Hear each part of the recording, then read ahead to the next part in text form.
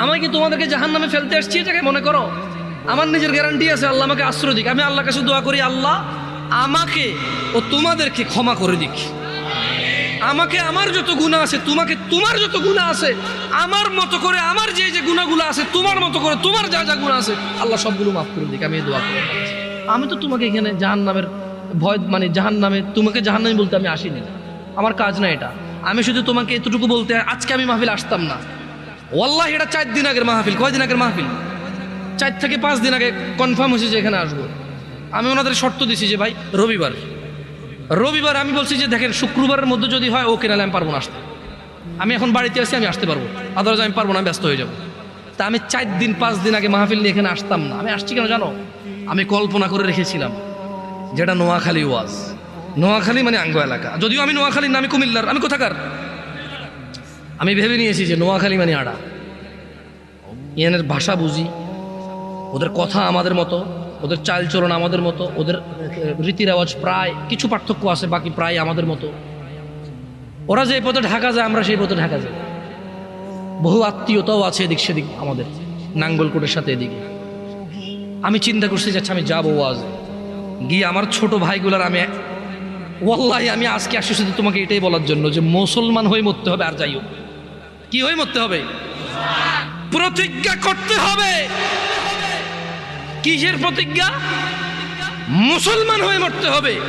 তোমরা কি খেয়াল করেছিলে আমি প্রথমে একটা আয়াত পড়েছিলাম, ইয়া আইয়ুহাল্লাযীনা আমানু, আল্লাহ বলছে হে তোমরা যারা ঈমান এনেছো, ইত্তাকুল্লাহ, আল্লাহর তাকওয়া অবলম্বন করো, হাক্কা তুকাতিহ, আল্লাহকে ভয় করো যেভাবে আল্লাহকে ভয় করা উচিত। ওয়ালা তামুতুন, আর তোমরা মৃত্যুবরণ করিও না, ইল্লা ওয়া আনতুম মুসলিমুন, মুসলমান হওয়া ছাড়া তোমরা মরিও না। ও তোমরা যারা ঈমান এনেছো, ও তোমরা যারা নিজেকে মুমিন বলো, ওয়ালা তামুতুন, মৃত্যুবরণ করিও না, ইল্লা ওয়া আনতুম মুসলিমুন, মুসলমান হওয়া ছাড়া। এটা হচ্ছে আল্লাহর দাওয়াত, এটা হচ্ছে আল্লাহর ওয়ার্নিং, এটা হচ্ছে আল্লাহর আদেশ, এটা হচ্ছে আল্লাহর সতর্কতা বাণী যে শুনো মুসলমান হওয়া ছাড়া মরিও না। কারণ যে ঈমান ছাড়া মরবে, যে কাফের মুশরিক বেঈমান হয়ে মরবে, সে যত ভদ্র নম্র হোক, সে কোনোদিন জান্নাতে প্রবেশ করবে। আর মুসলমান ও যত খারাপ হোক কেন, তোমরা কি হাদিসে কুদসি পড়ো নাই? আল্লাহর নবী বলেছে লাউ বালাগাত যুনুবুকা আনানাস সামা।